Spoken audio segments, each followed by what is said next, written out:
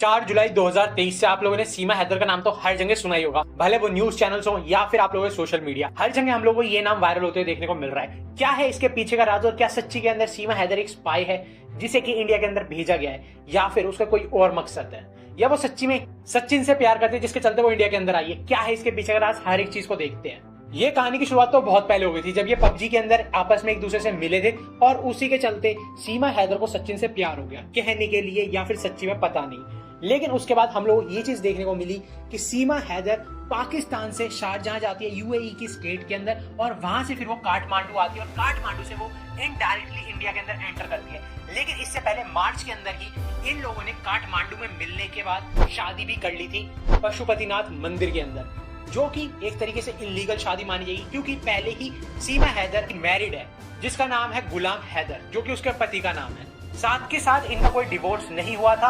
और वहां पर हम लोगों को एक और चीज देखने को मिलती है कि ये जो शादी हुई है ये इंडिया के अंदर नहीं, ये दूसरे देश के अंदर हुई है, नेपाल के अंदर, जिसके चलते ये शादी बिल्कुल भी वैलिड नहीं मानी जाएगी। लेकिन इनका प्लान ये बन रहा था कि सचिन इंडिया को छोड़कर वो पाकिस्तान जाएगा सीमा हैदर के साथ रहने के लिए। लेकिन यहाँ पर कहानी के अंदर ट्विस्ट आता है क्योंकि सचिन के हाथ पर एक टैटू है ओम का, जिसके चलते इसे काफी सारी दिक्कतें आ सकती थी पाकिस्तान में।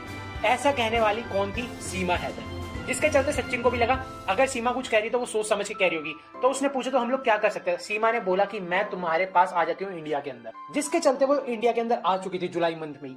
लेकिन वो 4 जुलाई को जाते नेशनैलिटी के लिए कि वो इंडिया के रेजिडेंट बनवाना चाहता था सचिन सीमा को, जिसके चलते वो लेके गया एक वकील के पास। लेकिन वकील ने जब उसके पेपर्स को चेक करा सीमा के, तो उसके अंदर काफी सारी चीजें अलग थी, जैसे कि जो उसके रेजिडेंट एरिया था या फिर जो उसके आईडी कार्ड थे वो मोस्टली हम लोगों को पाकिस्तान के देखने को मिलते थे। इंडिया का उसके पास ना पासपोर्ट था, ना एंट्री का, एग्जिट का, कुछ भी चीज नहीं थी, जिसके चलते वकील को भी शक हुआ और उसने उसकी कंप्लेन पुलिस के पास कर दी और पुलिस के द्वारा सचिन को और सीमा हैदर को गिरफ्तार कर लिया गया। उसके बाद उन्हें जेल में ले जाया गया, वहां पे जाकर बिठाया गया, उनकी तलाशी ली गई और भी कई सारी चीजें करी गई। यूपी की एटीएस मतलब एंटी टेररिस्ट स्क्वाड ने भी जब सीमा हैदर के पासपोर्ट्स को देखा तो उसके पास 5 पासपोर्ट अवेलेबल थे और उसके पास 4 स्मार्टफोन भी थे, जो कि एक अलग चीज को सिग्नल करते हैं कि भाई इतनी सारी चीजें, इतने सब कुछ होना और उसके कनेक्शन लिंक होना कि वो ऑलरेडी कई सारे लड़कों से जो कि दिल्ली के आसपास के एरिया में थे उनसे फ्रेंड रिक्वेस्ट करके बात कर रही थी। इवन उसने कई सारे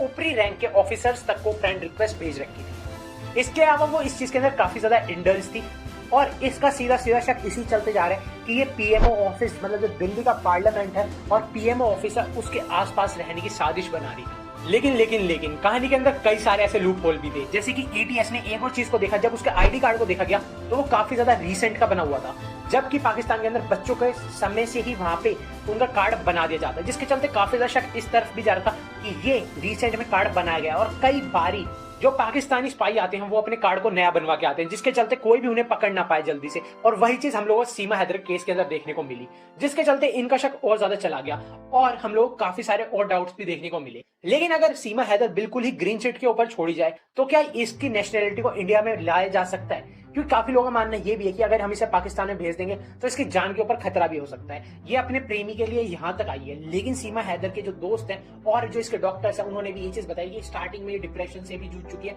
और ये कई सारे लिविंग रिलेशनशिप में भी रह चुकी है। इवन सीमा हैदर के तो जो अंकल हैं वो और उसका जो ब्रदर है बड़ा भाई, उसने भी अभी रिसेंट के अंदर आर्मी ज्वाइन करी है पाकिस्तानी, और जो उसके अंकल हैं वो तो ऊपरी रैंक के ऑफिसर भी है, जिसके चलते कनेक्शन जोड़े जा रहे हैं क्या सीमा भी एक स्पाई हो सकती है।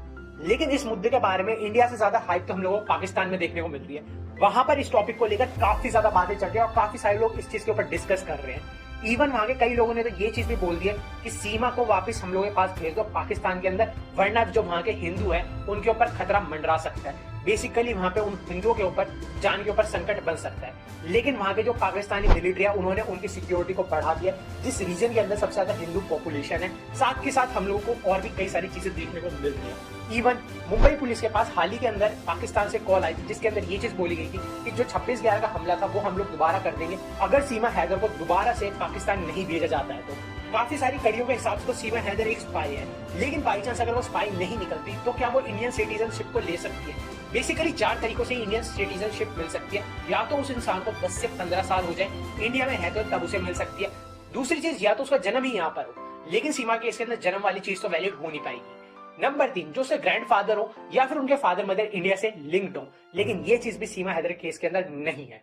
नंबर 4, रजिस्ट्रेशन के थ्रू भी सीमा हैदर को इंडिया का सिटीजन बनाया जा सकता है, लेकिन उसके बच्चों के लिए ये बिल्कुल भी एप्लीकेबल नहीं है, चारों की चारों चीजें, जब तक वो 21 साल के नहीं होते। क्योंकि पाकिस्तान में एक रूल है जिसके हिसाब से अगर कोई भी बच्चा वहां का 21 साल तक का नहीं होता, तब तक वो अपनी सिटीजनशिप को चेंज नहीं कर सकता, जिसके चलते हम लोगों को ये चीज देखने को मिलती है कि सीमा हैदर के बच्चे सफर कर सकते हैं। इवन सीमा हैदर का भी अभी बिल्कुल श्योरिटी नहीं है कि वो ग्रीन शीट पे रखी जाए या फिर वो सच्ची में एक स्पाई है, लेकिन अगर कड़ियों को जोड़ा जाए, हर एक चीज को देखा जाए, इवन जो उसके आईएसएस के जो कोड्स होते हैं वो भी वो इस्तेमाल करती हुई देखी गई है, लेकिन सारी कड़ी को एक साथ देखा जाए तो इस तरफ इशारा जा रहा है कि सीमा हैदर एक स्पाई हो सकती है। इवन इस केस के अंदर सचिन भी फंस सकता है, क्योंकि उसने एक तरीके से सीमा हैदर का साथ ही दिया है उसे इंडिया में लाने के लिए, और किसी भी आतंकवादी का साथ देने के भी उसे पनिशमेंट हो सकती है। अगर वो स्पाई करेगा तो भी उसे पनिशमेंट हो सकती है।